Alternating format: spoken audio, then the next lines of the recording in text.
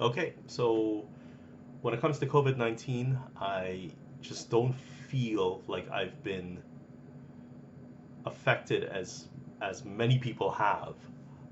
In fact, I read a news article the other day about people with mental health issues that don't see the difference between self-isolation now that it's got a name and just the way your regular life is. But added to that, there's also the issue of poverty, right? So I mean, when you're poor, you don't have an active social life unless you want to leech on all of your friends and that type of thing. But generally, when you're poor, you kind of stick to yourself. You stay home. If you have mental health issues, which is the other part of the equation, is you don't interact with a lot of people. You don't crave human interaction. You much rather be by yourself. So I just don't feel the need for human interaction. The little human interaction that I get, I'm very appreciative of. But I don't like to push it. I don't like to go on and on about it. It just seems like I like to drink my beers and go on Facebook and just do my thing. You know what I mean? My life is almost always constantly evolving on Facebook too. So sometimes I don't take the time to basically look into things when I make posts on Facebook. But generally, it's because I'm trying to be funny. I think generally it's because I just think that certain things are very funny and I just post them right away. I'm kind of a funny guy, um, so I do that. But yeah, it's not for a lack of actually looking into things that I'm interested in. So that being said, I have this kind of atheism thing to talk about, and it's gonna sound to you like I'm talking in memes, but memes are memes for a very specific reason, right?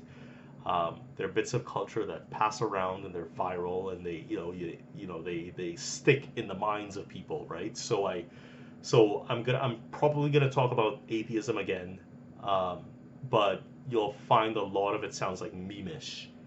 Um, but that's okay. That's okay. I mean, memes aren't that in depth, but I'm gonna have to do this. I want to talk about it. I have to get it off my chest. So atheism, I think for a lot of people who question it, will say, well, prove that God does not exist. So I'm instantly kind of reminded of that quote. Basically, absence of proof is not proof of absence. But I think we have to remember that it's also not proof of existence. So proof one way or the other is proof. Like if there was proof of existence, that would make a difference. That would make a real substantial difference. That would end the argument basically. But I think going past that, you have to wonder what these people are talking about when they talk about proof God doesn't exist. So it's multifaceted. So there's one way you could look at it is basically, well, what is God? Like, what are you talking about when you talk about God? Like, are we talking about a pantheistic God, a deist God? Like what are we what are we talking about? But I guess maybe on the more religious side, you have to ask the question, well, which God? Which God? Like there are, and I've seen a lot of memes on this. So I would estimate around more than 3,000 different versions of God on the planet Earth. I don't know if that's like current or just basically cumulative over history. But I mean, like include history if you want. Like it includes Zeus and include um, uh, Zeus and Isis and Horus and those ones, right? I mean, so which god are you talking about? Now, if you go down that path, then you're essentially looking at dogma and doctrine. So once you start talking about doctrine, there are many ways that you can show. There are many ways, right? But once you start talking about doctrine, you're looking at multiple books or you're looking at multiple histories and multiple cultures, but they can't all be right but they exist on the same premise of faith, right? They all exist on the same premise of faith. So when you argue for, say, maybe the Christian God, you're discounting the Hindu gods, you're discounting the Islamic God, even though they're Abrahamic religions, but they have different doctrine. Um, you're discounting all these things under while using the same evidence that all of you have at the same time. You have basically you have faith, and that's why is your faith better than anybody else's faith? Like, um, but anyway, so it really muddies the water. It really muddies the water when you're talking about like doctrine. There's no, you know, I forget. There's like a sect out there where they believe all gods are paths to. But like, who are we kidding, right? Like in a practical level, you look at why isn't everybody part of that religion? The religion that thinks all gods are equally existent and blah blah blah blah. Like I mean, why? Well, be part of that religion then. Like I mean, but nobody is, right? Like I mean, in practicality, people have deep divisions over the issue of religion. So when you look at these specific doctrines, when you look at, like, say you take the Bible, and this is the best example for me, and it's kind of like poetic the way I understand it because I only look at Genesis as my proof. Um, and, I should dig deeper into the stuff, but I mean, we are talking in Nemish. So, but when you look at Genesis, like, the idea that, light was created on the fourth day, and then there was special types of water, and like, I mean, you can discount these things, and it's not that I've noticed that a lot of religious people or kind of religious people think in terms of, well, you know water was created first, but there was no oxygen, so they automatically come up with this in their head. Well, God is magical, and that means that there was special water before there was oxygen. Like, I mean, the Bible didn't say that. Like, the Bible, you're making this shit up. Like, the Bible didn't say that. Like, so why you would just automatically make this shit up in your head and think it's true is very strange. Like, it's not doctrine, it's not science. So what are you talking about, right?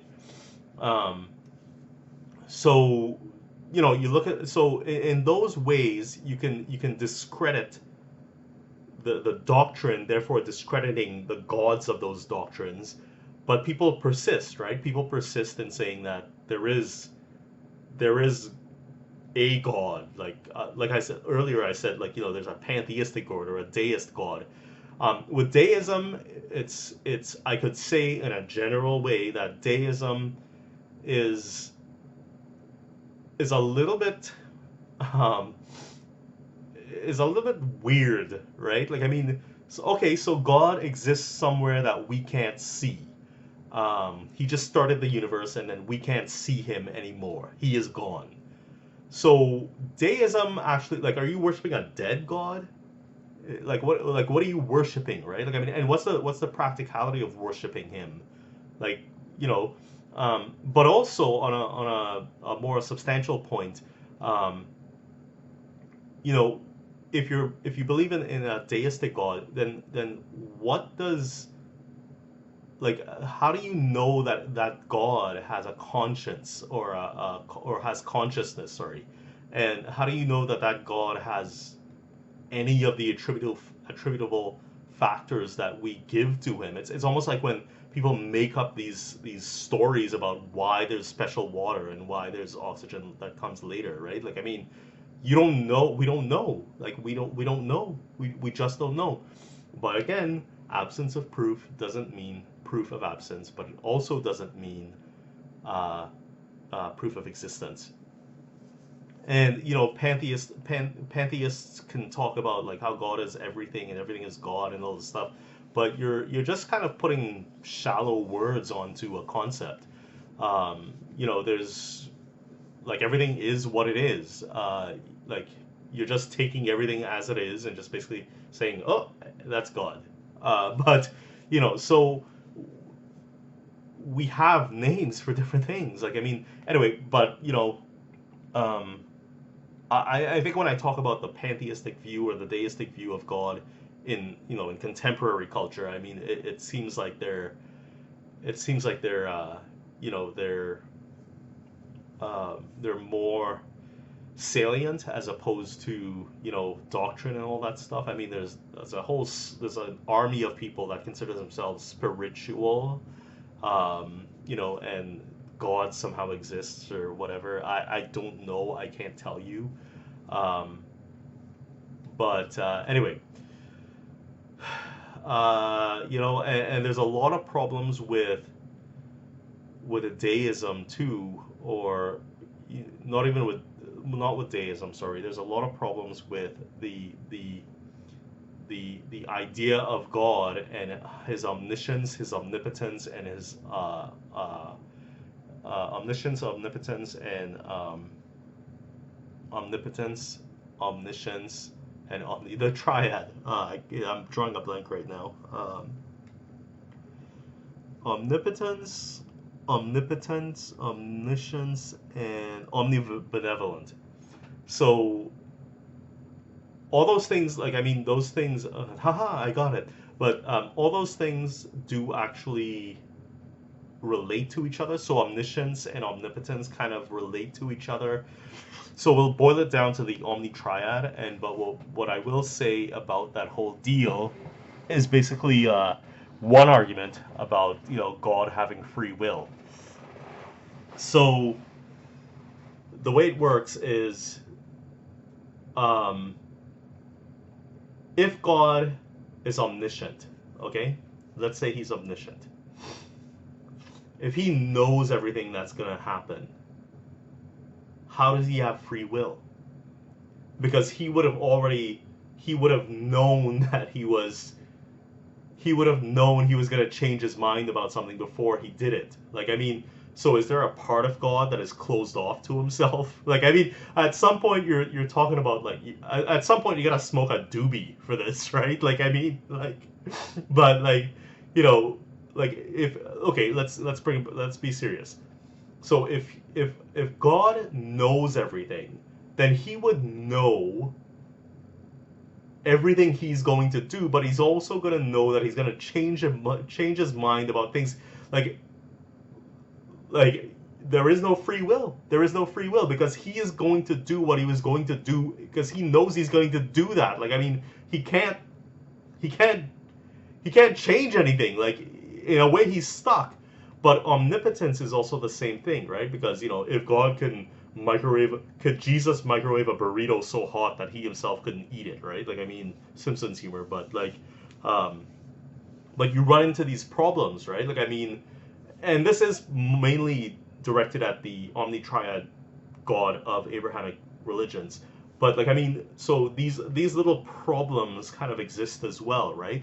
But I think even outside of the Abrahamic faiths, people still have these concepts in their head. Like, even if they're not religious, they have these concepts in their head about God and his omniscience and his omnipotence and his omnibenevolence.